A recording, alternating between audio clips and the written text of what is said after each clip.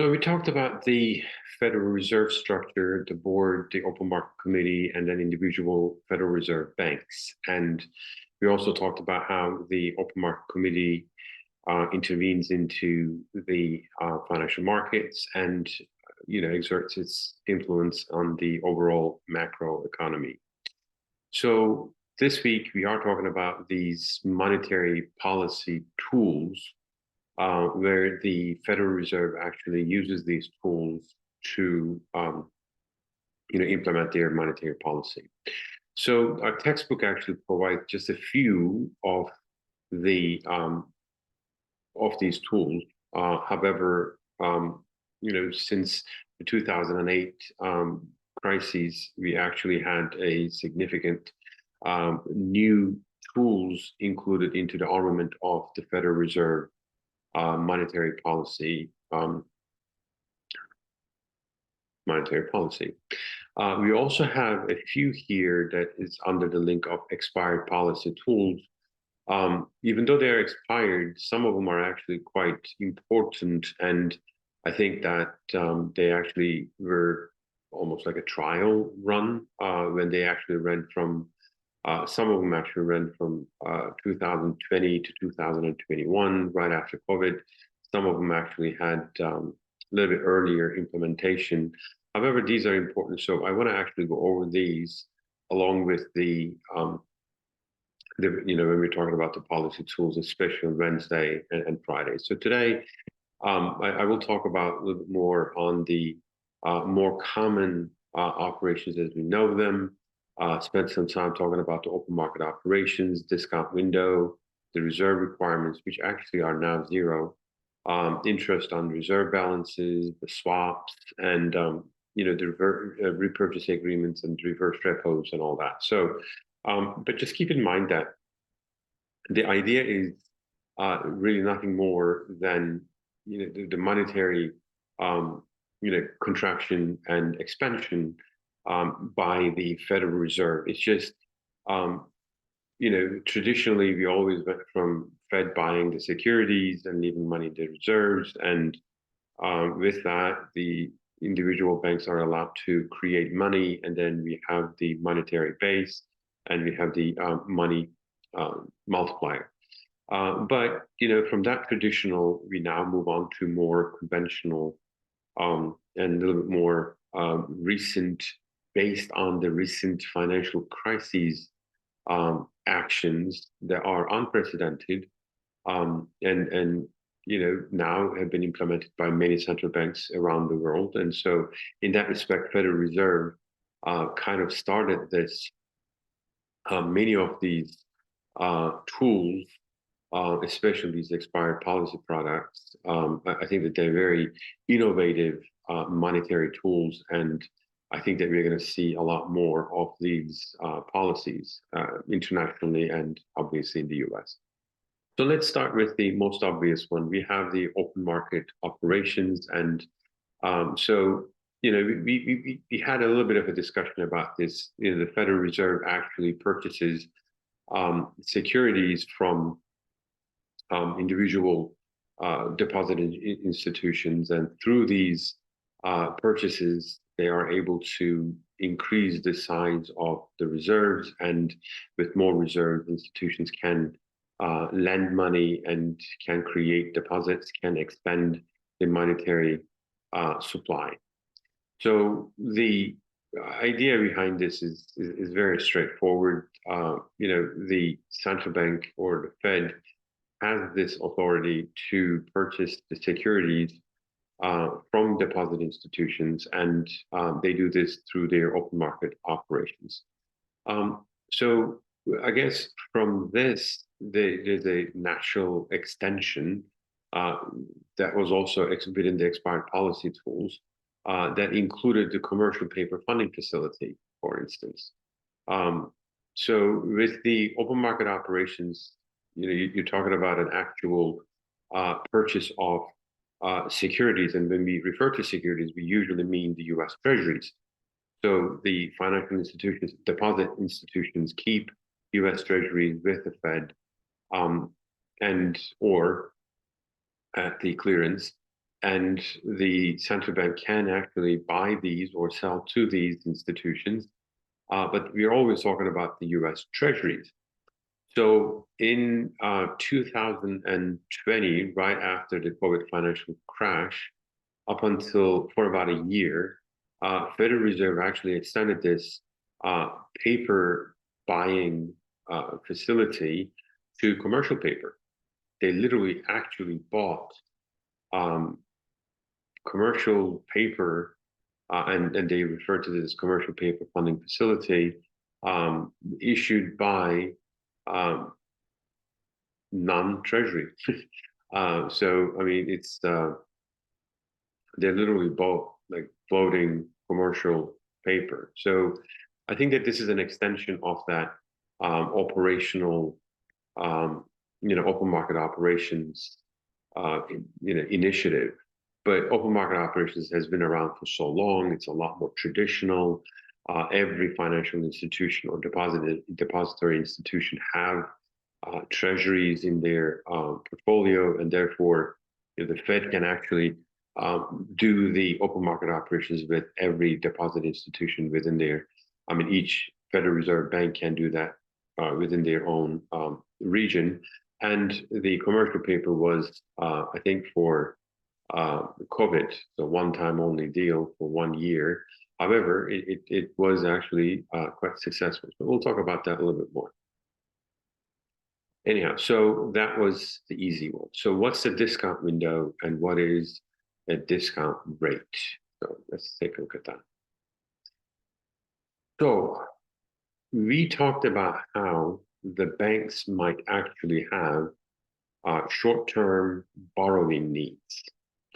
Now, when we were discussing this, our main focus was that from a bank perspective, you have money coming in, you have money going out, you have payments and you have loans, and you also have wire transfers and this and that. And now we include into this balance of payments for a bank the reserves and all the central bank obligations that depository institutions need to meet. So based on this, at the end of every day, every deposit institution will have a flow of funds, and they need to have a balanced flow of funds, meaning that they need to have equal amount of money coming in and equal amount of money going out, and that you simply cannot say I'm not paying, and you simply cannot say I'm not receiving. And if you have a supply or surplus, you want to actually utilize it. So if at the end of the day you are at a shortage, then you will actually start to look around your correspondent banks, your trade partners, the market would refer to as dealers, and you could try to borrow. So if you run out of options, then lender of last resort is the central bank, and you can actually borrow from the Fed. So Federal Reserve lending to depository institutions, the discount window, plays an important role in blah, blah. So the idea is to support liquidity between or among these depository institutions, and it's a very short-term lending vehicle for the deposit institutions. And the idea is to avoid any action that might actually have negative consequences for the customers, such as if a customer wanted to withdraw money and you simply couldn't find it as a financial institution, then you're going to say no. And if the word gets around, it could lead to a bank run. Your reputation would be ruined, and bank runs are contagious. You see, it's much easier to, from the Federal Reserve perspective, to allow the banks to borrow from you at what they call a discount window, and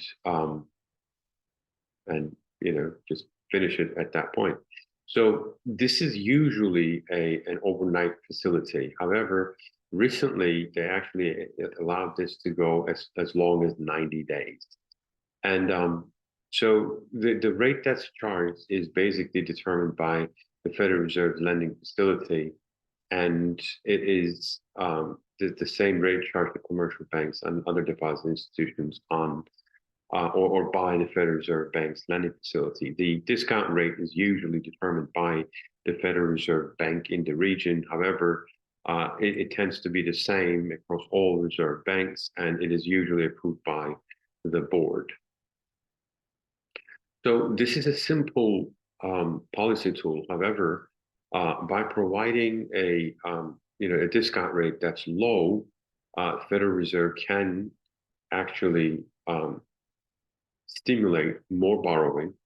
And even though this is a lender of last resort facility, deposit institutions can actually choose to borrow through the discount window, and they could actually make this into their actual policy or facility. So the discount rate can determine or can become a powerful tool for the Fed, and a lower discount rate would stimulate more borrowing, and a higher discount rate would constrict borrowing through the discount window. And it's also very, very universal. We have a discount window pretty much every central bank in every country, because the central banks are known to be the last lender of last resort. And very much like the open market operations, the discount window and the discount rate are incredibly universal, very traditional, and that's probably why they like the first couple. And then the third is the reserve requirements. Now, we've talked about this all the way from the first day of class, and we said that one of the first things that banks are subjected to are the reserve requirements. And we have reserve requirements for deposits, as we discussed in monetary creation, but we also have reserve requirements for risky credit, as we discussed with the Basel banking rules internationally. So as on March 2020, the board reduced the reserve requirements ratios to 0. I mean, this is something that goes against everything that we talk. We've been talking about how these reserve requirements are 5%, 3%, 10%, but now all of a sudden after COVID, we have a reserve requirement that is 0. This means that the reserve requirement is eliminated for all depository institutions since this day. So now this actually makes it a little bit interesting of a discussion if you think about it. The Fed has been fighting inflation for such a long time. I think it's been a little over 18 months now, and they have been increasing the interest rate so much that we went from 0% almost to 5.5%. So, and still, even though they say that the inflation seems to be tamed, and hopefully it will be coming down even more, and the target rate is what, 2 to 3%. However, one of the ways that the Federal Reserve can expand the monetary supply, is to lower the reserve requirement. So the reserve requirement being 0 actually has an inflationary effect, because if you have a 0 reserve requirement, then you have the likelihood of creating more money supply than the economy might need. So, the discussion now can be that will the 0 reserve requirement negates the effects of increased interest rate or the fight with inflation. So, in a lot of the senses, the reserve requirements goes to banking, and that actually goes to the trying to have what they refer to as a soft landing to prevent any recessions and preemptively enable banks to sufficiently lend money for business activity and create money. However, on the other hand, with the higher interest, they are trying to lower that activity. And so, I guess the discussion can be from both sides. But I wanted to mention that, the effect of 0 reserve is usually an expansion of monetary policy. So there is a historic, the reserve requirements, and you can see, all the way from 1982 up until now that the reserve requirements have been, um, you know, quite actually pretty stable. And then, as you can see, it started to increase with the 2007 crisis, 2008 crisis, and it actually started to increase significantly. And as of January 1st, 2022, this is right around the time that Fed said that they now feel that the inflation is not transitory, that it's permanent, and therefore they need to deal with the inflation. And notice how this is significantly, about 3 times more than its highest. And then if you compare it to, say, 10 years ago, you're looking at approximately 10 times more than what it was, about, well, 12 years ago or 13 years ago. So, this, and then we actually went from this to having a zero um, reserve requirement. So that's our policy tool, and very much like the first two, open market operations, discount window and discount rate, and then the reserve requirement. Um, these three are the most universal, and uh, as far as I know, every central bank's first three tools are these three. Every central bank has some sort of a reserve requirement for their banks, depository institutions in their own country. And these are the most traditional, from an economic theory perspective, monetary tools for any central bank. And they do seem to be quite powerful. Now, let's talk about the reserve balances and the interest that's paid on these. So the deposit institutions keep reserves at the Federal Reserve, and the reserve accounts, the balances, which they're now required to keep zero. So nowadays, it's all about excess reserves. Evidently, the Federal Reserve Bank pays interest on these reserve balances. And these interests, the amount or the rate is determined by the board, and it is an important tool for the Federal Reserve as a monetary policy. So the idea is that, for obviously different countries might actually have different, practices for these reserve accounts. But, when I was in banking, for any reserve balance that we actually kept, we received zero. And that was pretty upsetting, because we were literally funding the central bank with our reserves at no cost. But through the years, just as in the U.S., the the the financial systems actually evolved, especially after financial crisis, and this interest on the reserve balances became an important policy tool. So by paying more or by paying less, and notice how, like, for instance, right now, this interest is about 5.4%. This is actually not a low rate. So from a commercial bank perspective, this increases their motivation to keep more excess reserves if they do not have a reliable lending opportunity. So, I'm not arguing that the banks will actually just keep all their money here, but obviously not. But it will actually make it more of an option to keep it there. So, and like I said, going back, say, 20 years or 30 years, when the reserves received no interest, the worry was always, we have to lend the money. If we can lend it, then we have a cost for the money, and we cannot lend it, and therefore we have no earnings, and therefore we are at a loss.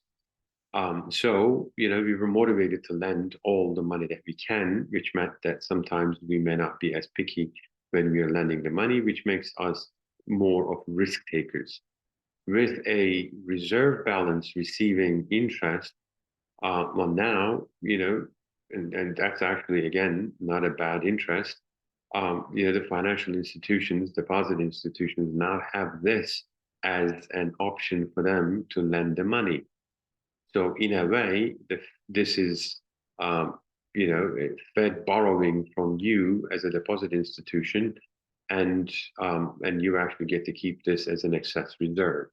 So it is an important policy, monetary policy tool, because the Fed can increase this rate very much like the discount window in a way that through this higher interest, they can motivate banks to keep more reserves, and that will allow them to create, more money.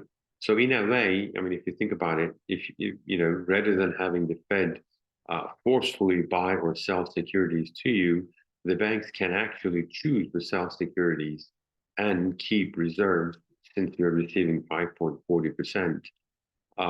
And that would allow them to create more money willingly and therefore create a little bit more expanded monetary supply.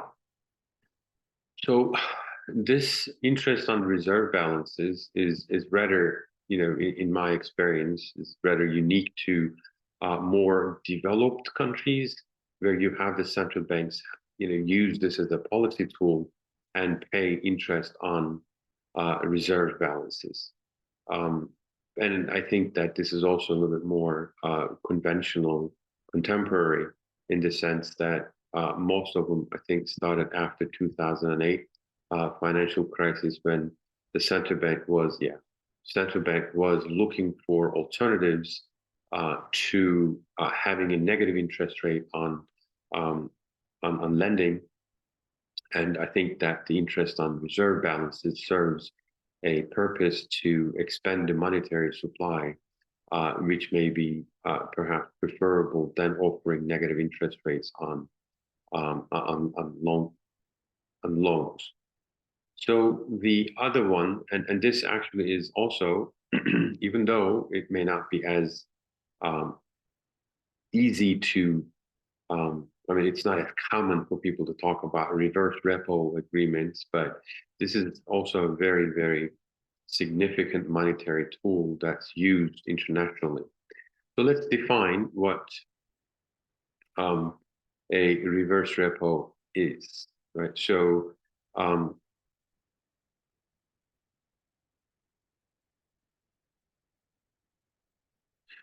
right here, you actually have a technical FAQ that will explain how the entire operation works, right? So you could actually read that. However, let's talk about what it is. So the individual deposit institutions keep securities with the Fed, or they have their own securities at the clearance or at a dealer, at a facility where the Treasury can or Fed can actually buy or sell these securities to the institutions. So one of the ideas behind a repurchase agreement facility is to conduct this sale of securities only to promise to buy it back. So the intention is not to create a monetary expansion effect by doing this for a long-term um, intention. Instead, by doing this overnight, it provides banks with the necessary reserve buffer, if you will. So think of it like this. At the end of each day, your deposits are not constant. You will have more clients come in, more customers come in and bring you money, or you could have more clients come in and take their money. So at each day, your deposits actually change. And sometimes it can go up and sometimes it can go down. And based on that, you could actually have a reserve balance that is more than you need to or less than you need to. So if it is less than you need to, then instead of actually borrowing from the market and putting the money into your reserve account, what you can do is you could do a reserve repurchase with the Fed, and you could sell some of your treasuries to Fed only to buy them back the other day. I mean, the next day. So, um, and the idea is that because it's a repurchase agreement, the Fed buys the securities from you and then promises to sell them back. And with that promise, you actually know exactly how much you are paying as an interest. Um, if you were to sell the securities and then buy them back the next day, the prices of those securities can change. And if you didn't have that guarantee, the repurchase agreement from the actual sale, then you are simply selling the securities and buying them back. And from one day to the next, it could actually become a speculative trade. Especially recently, the interest rates are very, very volatile, and financial institutions and individuals buy and sell treasuries just for speculative purposes, and the variation of their price is incredibly high nowadays. So even for an overnight need, when a bank sells the treasuries, and then the next day when they don't have that need anymore and buy them back, the price can be significantly different. And that difference can cost them a lot more than an overnight interest. So to avoid that risk, to avoid that volatility in the market, to avoid that, um, the flood of treasuries or the drainage of treasuries in the market, Fed, and again, this is very universal. Central banks usually implement a repurchase agreement facility, and when the Fed does this with you, buying and then selling them back to you, or selling or buying back to you, we refer to it as a reverse repurchase agreement. The Fed is offering you this facility, and when they actually buy your securities, they also promise to sell it back to you at a certain rate, at a certain price. So at the time of your sale of securities for an overnight purpose, you actually know exactly what your cost is going to be. So you do not actually have that speculative risk from one day to the other if the underlying security prices change. This is, like I said, this is very important as this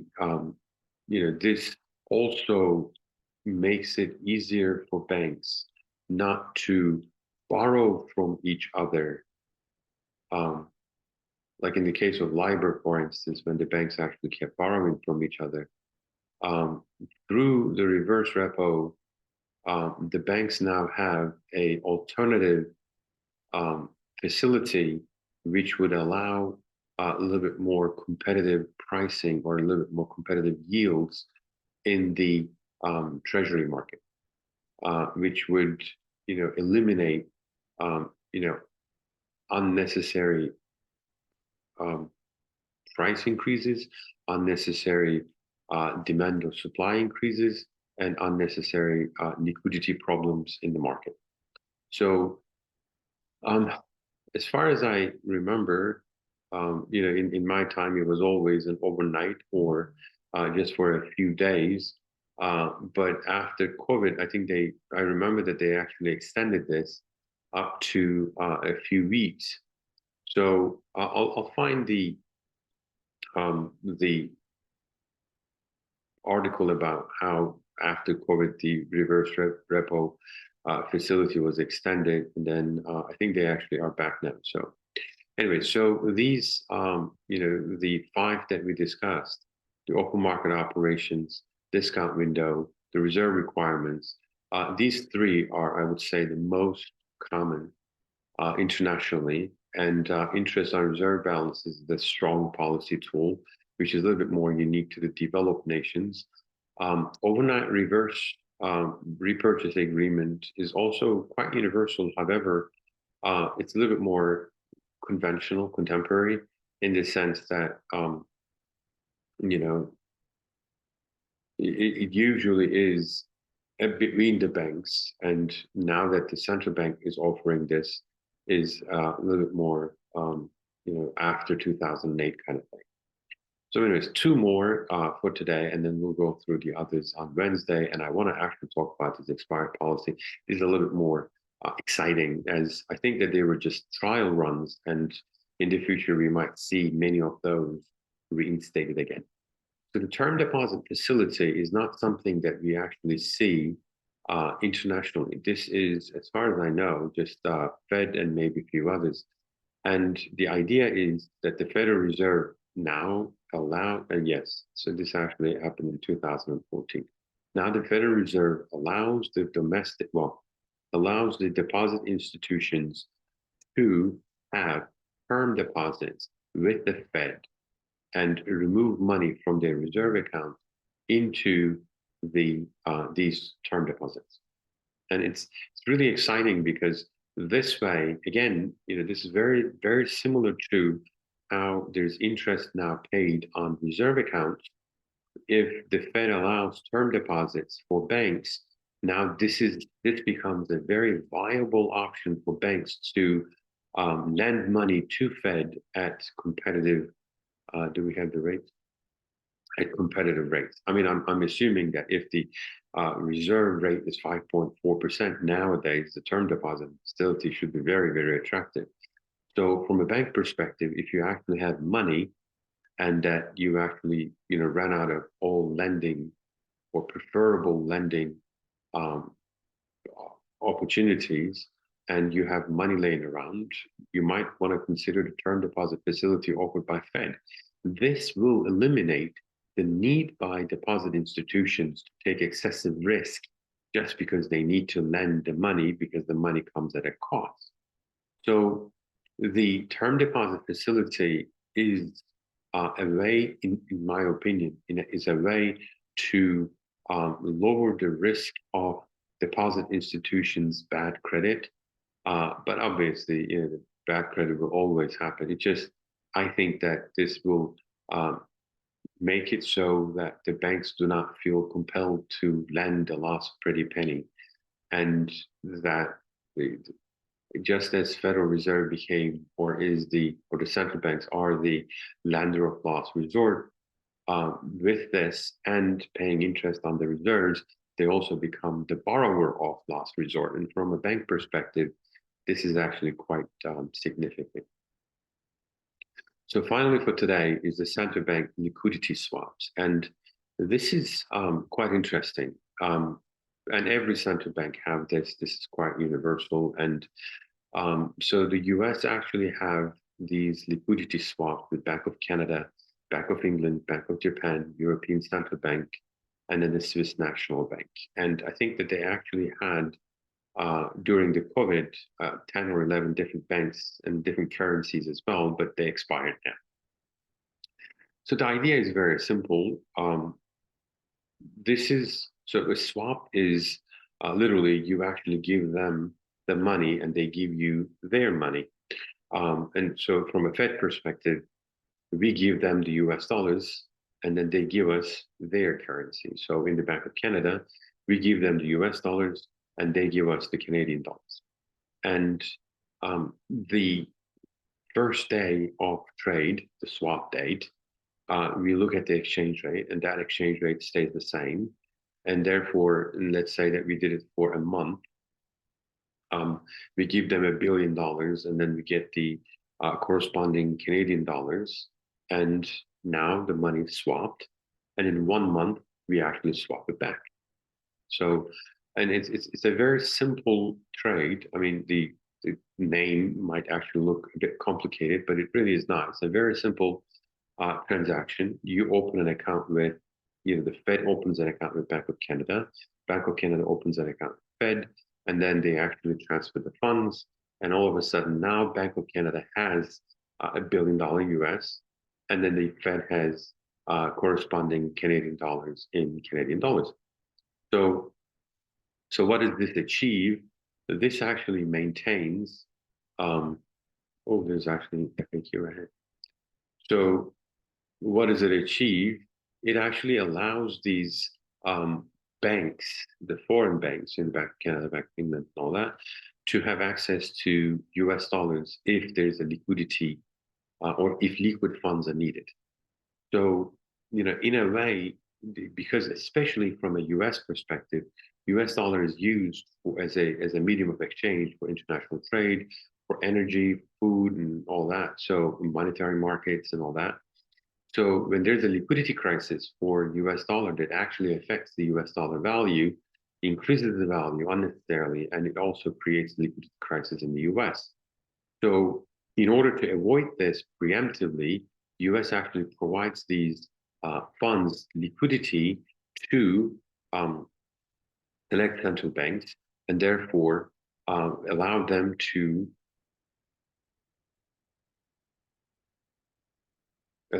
to fund their markets with US dollar um, liquidity, right? So, and then vice versa. But meaning like, the Federal Reserve would actually have it for Japanese yen and British pound and euro and all that. But primarily, the idea is to provide this US dollar liquidity to all participating swap partners, right? So this is a monetary policy tool, not from a perspective of expansion or contraction of the monetary base or the money supply, but more in line with trying to maintain a liquidity stability for our economy and by preventing any international or foreign pressure on the US dollar liquidity. So having said that, that actually is it for today. And then on Wednesday, I'll talk about these three. We'll spend a little bit more time on expired policy tools. Like I said, I think they're a little bit more exciting as some of them I think were just trial runs, and we'll see more of those. And then we'll compare some of these policy tools with European Central Bank and some of the more developed countries or large economy central banks, and then see if there are significant similarities or differences. I mean, I try to talk about them a little bit, but it will be a little more specific. So, anyways, thank you so much for working with me. I really appreciate it. And please let me know if you have any questions, and I hope to see you all soon. Thank you. Bye for now.